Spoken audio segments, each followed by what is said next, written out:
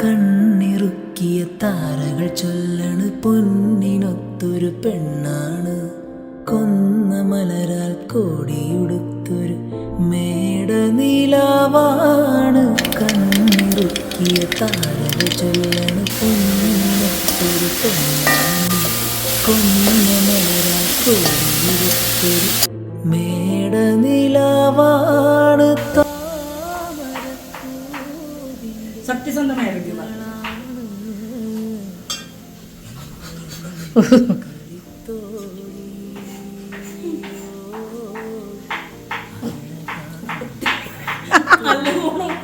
കുഞ്ഞാമ്മ ഇങ്ങോട്ട് വാ. Here come. ഒരു ഭർത്താവ് എന്ന നിലയിൽ ഭാര്യയെ മോട്ടിവേറ്റ് ചെയ്യണം. അവനുള്ളതുപോലെ മുഖത്തടിച്ച് പറയൂ. ചൂടുണ്ടേ ആദ്യമേ പറഞ്ഞേ. ചൂടുണ്ടേ ചൂടുണ്ടേ. അതല്ല ഞാനും പറഞ്ഞു. വേറെന്തെങ്കിലും കൂടുതലുണ്ടോ? ഉപ്പ് കുറവുണ്ടോ? ഇല്ല, അതാണ് ഉപ്പ്. ഒരെണ്ണമൊക്കെ ടേസ്റ്റ് ഉണ്ട്. നമ്മൾ ഇടുമ്പോ ഒരെണ്ണമൊക്കെ കൂടും. ചോറ് ഇളക്കി തരുമ്പോ പെർഫെക്റ്റ് ആയിരിക്കും. അൺസൈക്കബിൾ അല്ല. പക്ഷെ എന്താണ് ഉപ്പിനെ പറ്റി പറയാനുള്ളത്? ഉപ്പുണ്ട്. ഇവിടെ 2-3 പ്രഷർ രോഗികളുള്ളത് കൊണ്ട് എനിക്കറിയില്ല. ഞങ്ങൾക്ക് കറക്റ്റായി. കാരണം ഞങ്ങൾ ചോറിലിട്ട് ഇളക്കും. കൊള്ളത്തില്ലെന്ന് പറഞ്ഞ ഇവളെ ഞാൻ ശരിയാക്കും. അമ്മക്ക് പ്രശ്നമില്ല. അമ്മ നിറയെ ഉപ്പ് കഴിക്കും.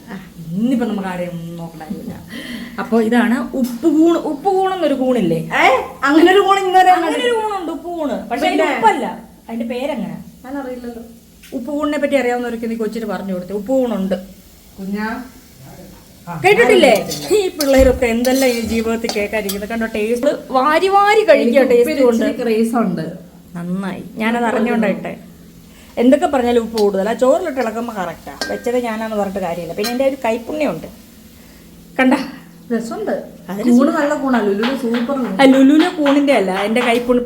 സീതത്തോട്ടിലെ എൻ്റെ കൈപ്പുണ്യം കണ്ട കിടന്ന് ഒഴുകുന്നേ. ഇതാണോ കൈ?